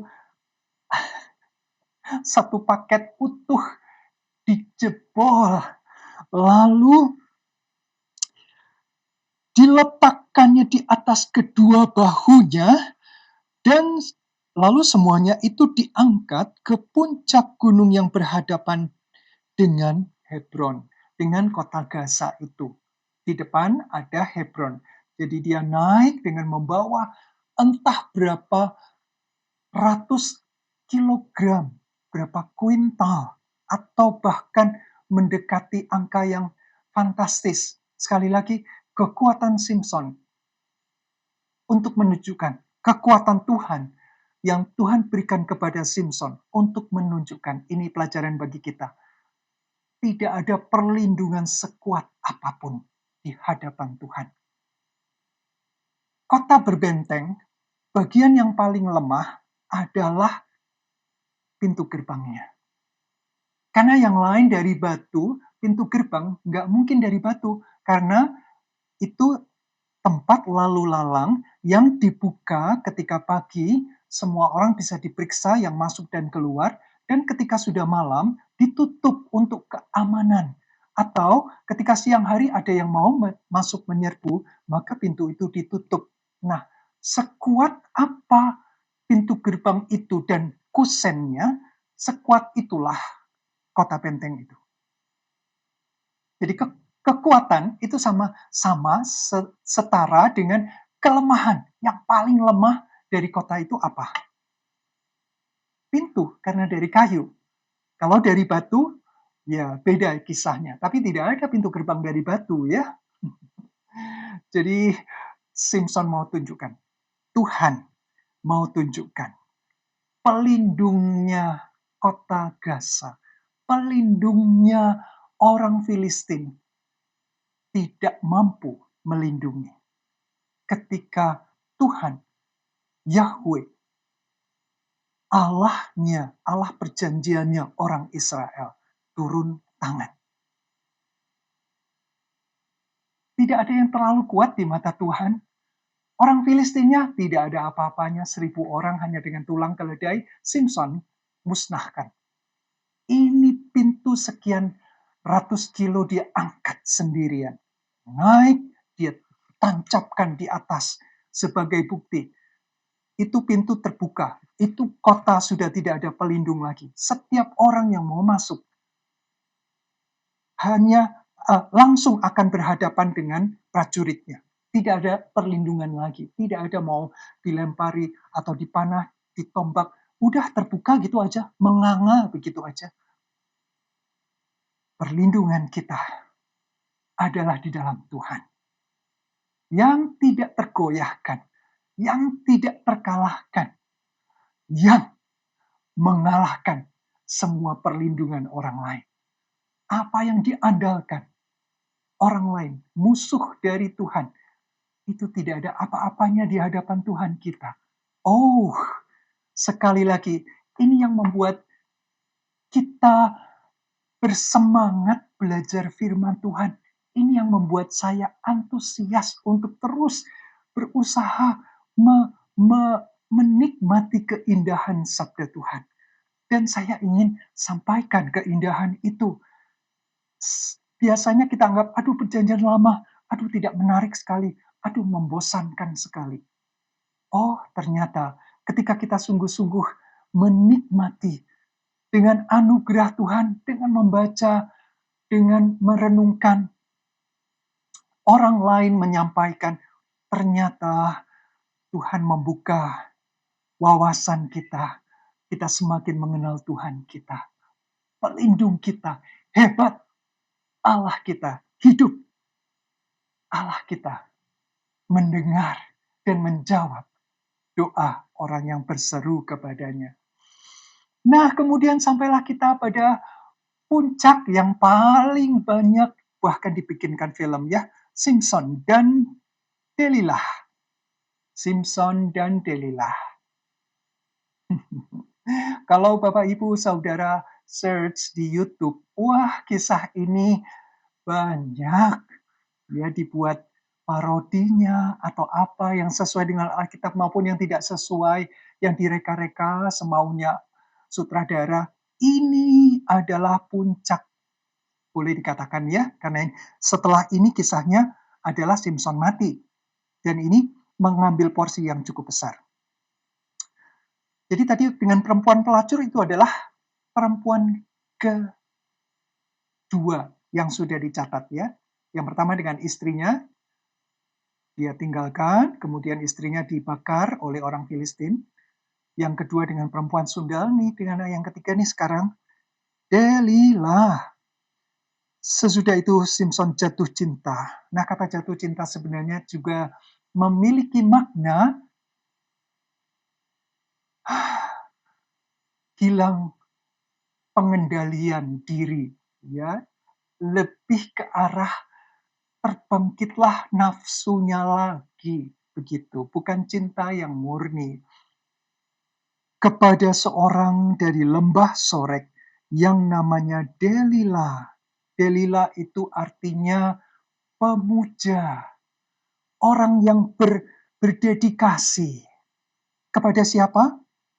Kemungkinan besar ini adalah perempuan pemuja dewanya orang Filistin. Nah, orang Filistin menyembah dewa Dagon. Dewa Dagon itu dipercaya adalah dewa-dewa yang awal sekali, dewa kuno, di mana dia nanti punya anak namanya Dewa Baal. Nah, itu kita sudah kenal ya di beberapa pertemuan sebelumnya. Nah, ini bapaknya Baal. Jadi lebih wah, seolah-olah lebih senior lagi gitu, lebih hebat lagi ilmunya dan seterusnya. Di kuil itu ada wanita yang disiapkan, wanita-wanita cantik yang disiapkan untuk menghibur, karena dewa Dagon itu adalah dewa kesuburan. Ya, dewa kesuburan yang di, di, diartikan kesuburan manusia, perempuan dalam hal ini bisa melahirkan banyak anak, ya, termasuk juga kesuburan dari tanah, ya, hasil bumi, dari ternak. Jadi ini adalah dewa utama yang disembah-sembah dari banyak dewa, termasuk Baal, Astoret. Nah, ini Dagon, bapaknya dewa. Betul-betul. Itu disiapkan wanita-wanita yang memang untuk memikat, yang membuat kuil itu selalu hidup, selalu banyak. Iya, jadi kita bisa lihat tempat peribadatan yang ramai belum tentu benar ya. Apa yang disajikan, apa yang disuguhkan di sana gitu. Mari kita berhati-hati. Bukan untuk menilai orang lain, bukan, tapi kita meningkatkan kewaspadaan. Apakah yang ditampilkan sehingga banyak orang datang adalah untuk memuaskan mata, memuaskan telinga, hanya untuk menghibur diri, untuk merasa ramai saja, entertain, atau sungguh-sungguh ada sesuatu yang bersifat spiritual yang sejati. Dalam hal ini adalah sabda Tuhan, Injil Yesus Kristus. Apakah itu yang menjadi topik utama? Atau lebih banyak selebrasi-selebrasi, entertaining, sesuatu yang justru tidak penting malah dijadikan utama, ya? Mari kita berhati-hati. Delilah sang pemuja. Jadi kita tahu sudah kira-kira ya di lembah Sorek itu ada kuilnya. Lalu datanglah raja-raja kota orang Filistin. Selain Gaza, ada beberapa kota lain, Eskelon ya. Nanti di 1 Samuel raja-raja itu juga kota-kota orang Filistin yang utama. Nah, masing-masing kota itu punya raja wilayah tertentu. Nah, itu berkumpul di situ, datang kepada perempuan ini, Delila ini, perempuan pemikat yang memang istimewa ini, sambil berkata, cobalah bujuk dia untuk mengetahui karena apakah kekuatannya demikian besar, dan dengan apakah kami dapat mengalahkan dia dan mengikat dia untuk menundukkannya, maka kami masing-masing akan memberikan 1.100 uang perak kepada kamu. Dan ini ada 5 kota. Berarti kalau Delila berhasil, dia mendapatkan 5.500 keping perak. Wah, seumur hidup dia tidak akan pernah mendapatkan penghasilan yang seperti itu sebagai pemuja di kuil Dagon. Berkatalah Delila kepada Simson. Jadi Simson pertama kali yang jatuh cinta atau terbakar nafsunya oleh Delila, karena memang ini perempuan yang profesional di kuil itu ya. Jadi Simpson ini berhasil dipikat dengan kata-kata, dengan rayuan, dengan apa saja yang memuaskan Simpson, sehingga Simpson tidak bisa lepas dari perempuan ini. Tidak bisa lepas. Nanti kita lihat. Ya, lalu Delila berkata, ceritakanlah kiranya kepadaku, karena apakah kekuatanmu demikian besar? 1.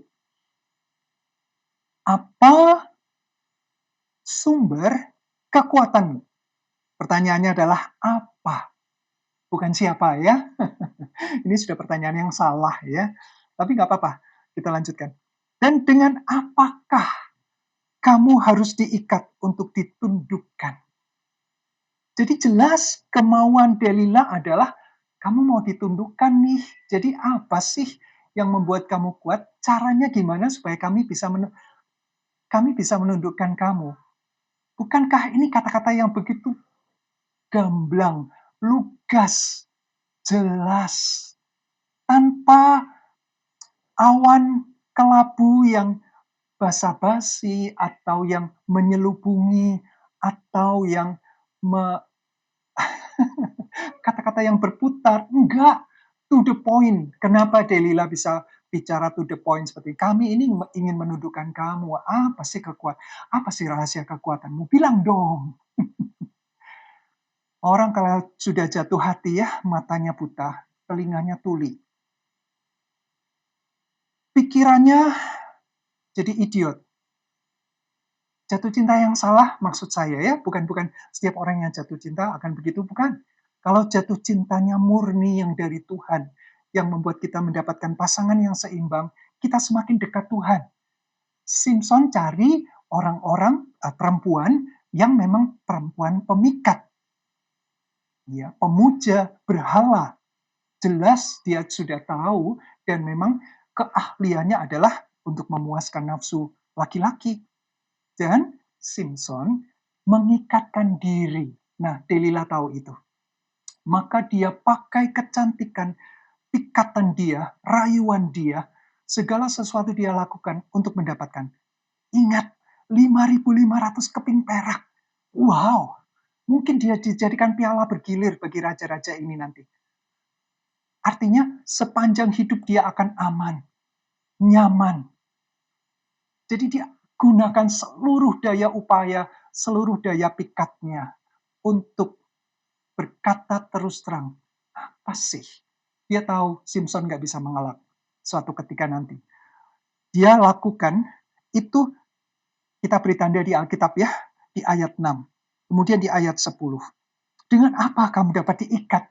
Ya pikirannya cuma ngikat aja. Pokoknya kalau Simpson sudah bisa diikat, udah beres. Mau diapa-apain, dibunuh kek, mau dipotong tangan kakinya, itu gampang. Pokoknya diikat dulu. Kemudian di ayat 13. Dengan apakah kamu dapat ikat? Kemudian di ayat 15. Kamu berkata, aku cinta padamu, padahal hatimu tidak tertuju padaku. Sudah 3 kali kamu mempermainkan aku. Kamu sudah menipu aku 3 kali loh, Simpson. Ini Delilah yang bilangnya. Dan tidak mau menceritakan kepadaku apakah kekuatanmu demikian besar. Karena apakah? Karena apakah? Simpson mainkan dia 3 kali. Ikat dengan 7 tali busur yang baru, yang belum kering. Ikat aku erat-erat dengan tali baru yang belum pernah terpakai untuk pekerjaan apapun. Lalu Simpson mikir 2 kali, gampang banget. Yang ketiga dia bikin sulit. Kalau kamu menenun 7 rambut jalinku bersama-sama dengan lungsin. Lungsin itu adalah alat penenun yang benang itu ya, dari benang, kemudian dibuat kain. Nah, itu ada pasak-pasaknya, dan itu dari kayu yang duduk di situ. Jadi dia buat agak rumit sedikit. Lalu mengokohkannya dengan patok. Jadi dipasak. Maka aku akan menjadi lemah dan menjadi seperti orang lain manapun juga. Jadi 3 kali dia tipu karena dia merasa. Begitu dia diperlakukan seperti apa yang dia katakan, dia bisa memutuskan tali temali rantai yang mengikat dia. Dan nih ketika yang keempat kali, berkatalah perempuan itu kepadanya, ya tadi saya sudah kalau kamu cinta, kamu harus terbuka. Kalau hatimu tertuju kepadaku, kamu pasti mau jujur. Gimana sih kamu ditundukkan? Caranya bagaimana sih? Aduh, udah jelas-jelas ya pertanyaannya untuk menundukkan dia. Cara untuk menundukkan dia. Ini dia. Lalu setelah perempuan itu berhari-hari merengek-rengek kepadanya dan terus mendesak-desak dia. Merengek dan mendesak. Jadi sudah mulai ngancam-ngancam nih. Katanya cinta. Katanya sayang. Itu adalah senjata. Bagi orang yang tahu bahwa dirinya dicintai dan dia mau memperalat cinta itu, maka itu adalah senjata yang paling mengerikan. Ya, lihat hasil rengekan dan desakan Delilah. Ia, Simpson, tidak dapat lagi menahan hati sehingga ia mau mati rasanya. Mungkin sampai di stop. Apa yang menyenangkan Simpson sampai tidak diberikan lagi kepada dia. Sehingga dia seperti mau mati gitu rasanya. Egonya seperti diinjak-injak karena dia tidak mendapatkan kasih sayang. Apapun perempuan ini lakukan supaya Simpson mengatakan kekuatan dia yang sebenarnya apa. Apa?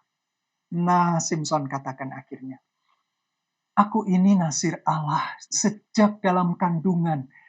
Aku dikhususkan untuk Allah. Dan rambut yang panjang yang tidak tersentuh oleh gunting alat potong apapun.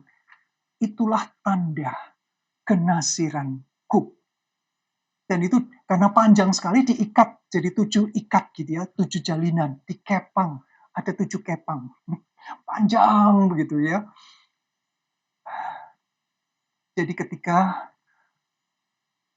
tanda dari kenasiran itu dihilangkan, rambutnya dipotong, perjanjian dengan Tuhan itu diputuskan, sudah lagi tidak menjadi nasir, maka kekuatanku hilang.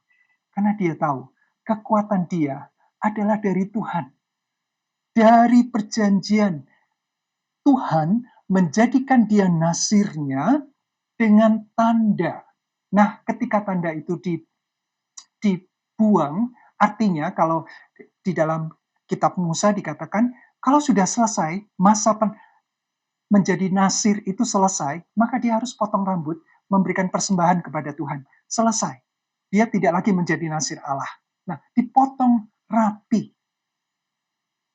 Jadi dia katakan, kalau kau potong rambutku, aku jadi orang biasa, bukan lagi nasir Allah. Tidak ada lagi hubungan perjanjian dengan Allah. Karena dia sudah mau mati rasanya, diperlakukan, direngek-rengek, didesak-desak seperti itu. Jadi ancam-ancam mungkin semua ilmu pikatan dari perempuan Delila ini akhirnya berhasil menundukkan Simpson.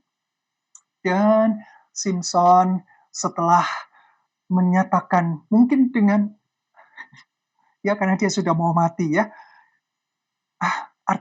artinya dia sudah tidak tahan lagi gitu maksudnya. Tidak tahan lagi, tidak mau hidup lagi kalau nggak sama Delila. Nah, ini kita belajar bagaimana pergaulan yang buruk itu menyesatkan. Jika dia sudah tahu, ini untuk menundukkan dia punya kesempatan, dia punya pilihan, kehendak bebas untuk memutuskan lepas.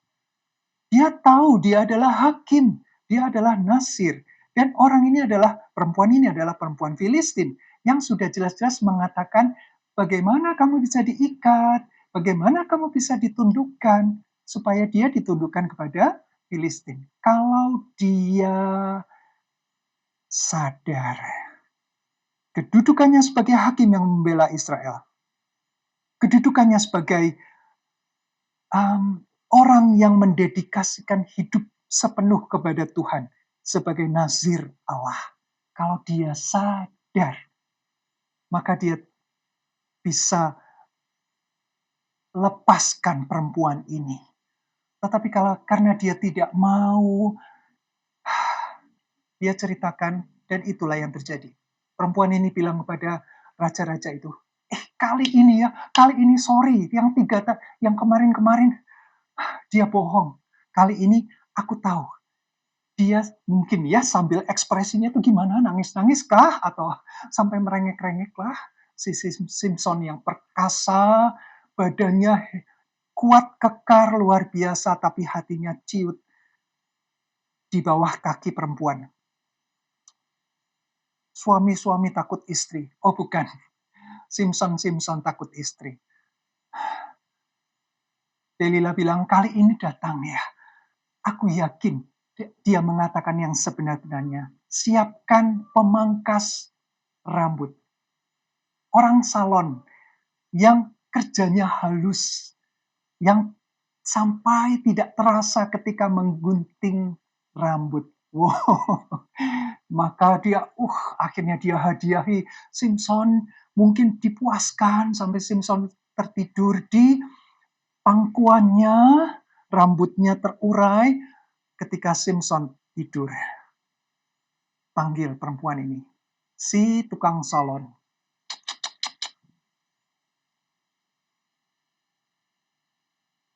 Dalam sekejap 7 jalinan rambut itu habis. Simpson menjadi orang yang tampan, yang rapi. Mungkin diberi bonus kumis dan jenggotnya juga dirapikan. Sehingga ketampanannya makin wah. Lalu perempuan ini bilang,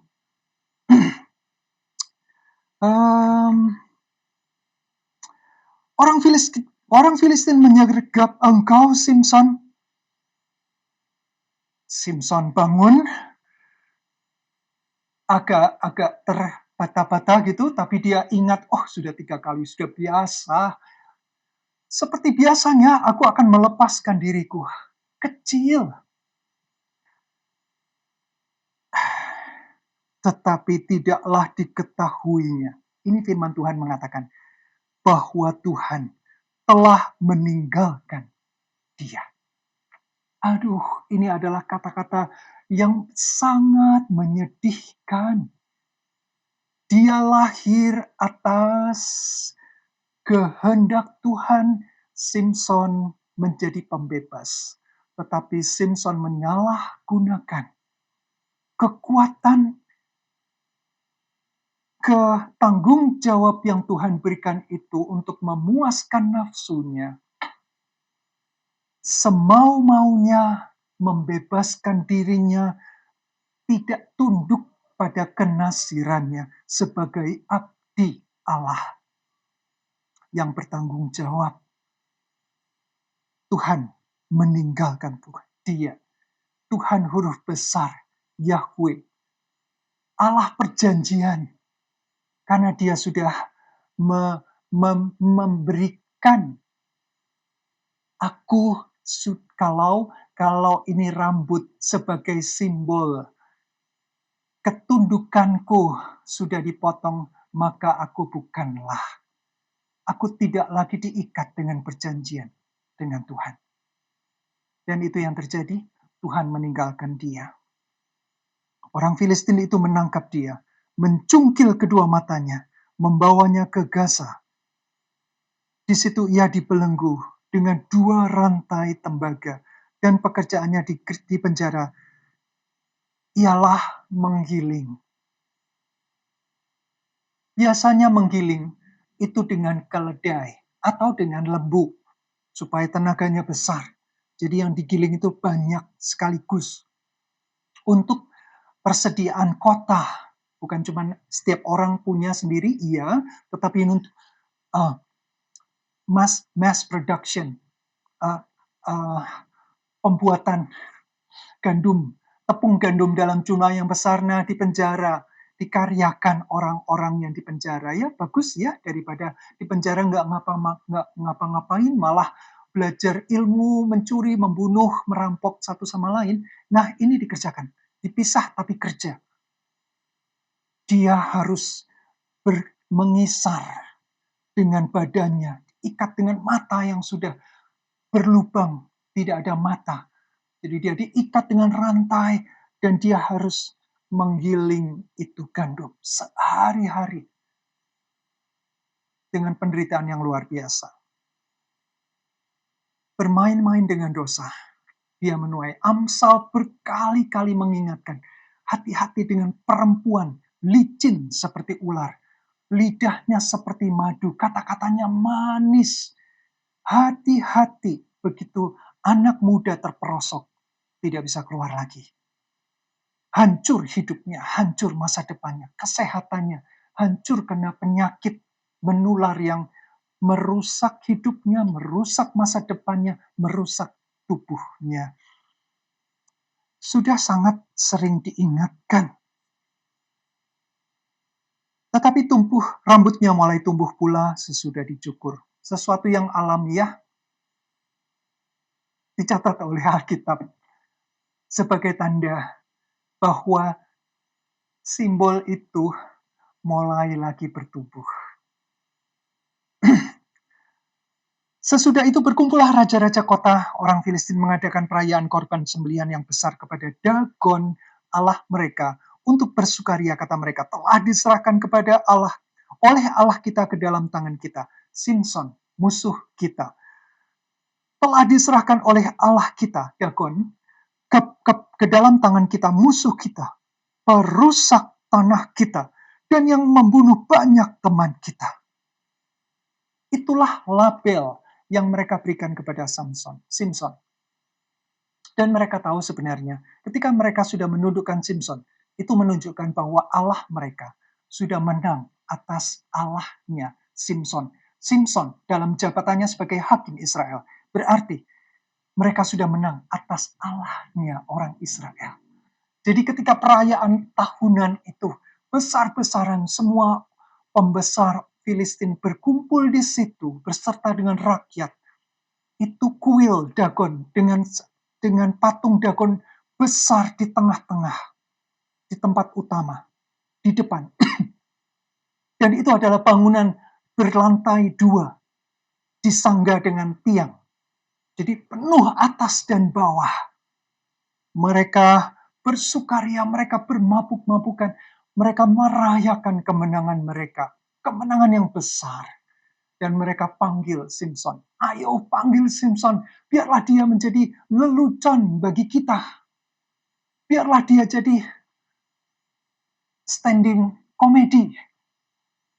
Dengan kedua matanya yang berlubang itu, mari kita mau permalukan dia. Mari kita tertawa bersama-sama. Kita merayakan keperkasaan Dagon, Allah kita, di atas Allahnya orang Israel. Begitulah Simson dibawa masuk dari penjara. Dia dituntun oleh seorang anak yang membawa dia ke panggung utama di mana ada patung Dagon di sana. Di sana dia ditertawakan. Mungkin orang-orang melempari dia dengan buah busuk atau apa, melempari dia. Dia jadi bahan tertawaan. Dalam kebutaan dia dipenjara, disiksa. Dia di dalam kesunyian, tiba-tiba dia mendengar suara yang riuh, yang begitu ramai dengan lontaran batu atau apa yang mempermalukan dia. Dia menjadi orang yang lucu, yang canggung di atas sana. Lalu dia bilang kepada budak yang membawa dia, "Aku mau pegangan di tiang, tolong tunjukkan mana tiang utama dari kuil ini." Mungkin dia sudah beberapa kali ke sana, jadi dia tahu ada 2 tiang utama yang menyangga balkon itu. Jadi anak itu tuntun dia, ini tiang yang sebelah sini, satunya di sebelah sini ya. Jadi dia lihat, dia peluk. Sementara orang riuh rendah, bernyanyi, berteriak-teriak. Di situ ada kira-kira 3.000 orang laki-laki dan perempuan yang menonton lawak Simson itu. Lalu Simson berdoa yang kedua kali. Berseru kepada Tuhan yang dicatat ya di kitab Hakim-Hakim. Ya Tuhan Allah, ingatlah kiranya kepadaku dan buatlah aku kuat. Sekali ini saja ya Allah, supaya dengan satu pembalasan juga kubalaskan kedua mataku ini kepada orang Filistin. Lalu dia bertopang pada tiang yang satu dengan tangan kanannya, dan pada tiang yang lain dengan tangan kirinya. Berkatalah Simson, biarlah kiranya aku mati bersama-sama dengan orang Filistin ini. Lalu membungkuklah ia sekuat-kuatnya, maka rubuhlah rumah itu, menimpa raja-raja kota itu, dan seluruh orang banyak yang ada di dalamnya. Yang mati dibunuhnya pada waktu matinya itu lebih banyak daripada yang dibunuhnya pada waktu hidupnya. Kata-kata terakhirnya adalah, biarlah aku mati bersama-sama dengan orang Filistin ini. Itulah kesempatan terakhir dia. Dengan kehilangan kekuatan mata penglihatan, maka dia berseru, meminta. Dia tidak minta air kali ini, dia minta mati bersama-sama dengan orang Filistin. Dan ketika itu selesai, keluarganya datang membawa dia, dikuburkan. Dia menjadi hakim 20 tahun. Ada begitu banyak pelajaran. Selesai, ini hakim terakhir. Setelah ini kita akan belajar, tetapi bukan hakim. Hal-hal yang memilukan dari masa hakim-hakim ini. Tetapi mari kita tutup dengan sebuah kesadaran bahwa Tuhan sungguh memperingatkan kita melalui peristiwa ini supaya kita berhati-hati sekali dengan kehidupan kita. Sangat berhati-hati. Dan firman Tuhan sudah menunjukkan kepada kita bagaimana kita bisa berhati-hati. Apa sih yang menjadi kehendak Tuhan? Tuhan kita seperti apa? Siapa? Sumber kekuatan kita, sumber kehidupan kita, sumber kesegaran, kehidupan yang sesungguhnya, kebahagiaan kita. Alkitab. Mari kita berdoa. Bapa di surga, terima kasih. Kami belajar indah sekali pada saat ini, mengawali tahun 2025 dengan penuh ketundukan. Kami menghormati Engkau. Kami menghargai, kami sujud menyembah dengan hati kami. Percaya bahwa di tahun ini, kemenangan kami, kekuatan kami adalah di dalam persandaran kami kepada Engkau, Tuhan. Kami mengakui Engkau sebagai Tuhan penguasa, sebagai juru selamat yang menyelamatkan, menebus kami, membela kami, Tuhan. Memberikan penghiburan kekuatan kepada kami di masa-masa yang sulit yang akan kami hadapi di tahun ini. Juga di masa-masa yang menyenangkan, kami akan terus mengingat Engkau, mengutamakan Engkau, dan belajar memuliakan Engkau, Tuhan. Berikan kami kesadaran, kewaspadaan akan kehidupan kami, Tuhan. Akan kata-kata kami, akan emosi kami. Supaya hidup kami sungguh berkenan di hadapan Tuhan. Hidup kami mencerminkan Engkau, Tuhan. Dan ketika kami menyampaikan kabar baik Yesus, Injil Yesus Kristus, Injil Kerajaan Allah itu, kami tidak menjadi batu sandungan, karena kami telah melukai orang lain. Tetapi sungguh-sungguh kami rindu. Hidup kami efektif di tangan Engkau, melayani Engkau, menjadi berkat bagi orang lain. Ini doa kami dengan penuh ucapan syukur di dalam nama Tuhan Yesus Kristus. Amin. Bapak, Ibu, dan Saudara, Tuhan Yesus memberkati. Tetaplah cinta sabda.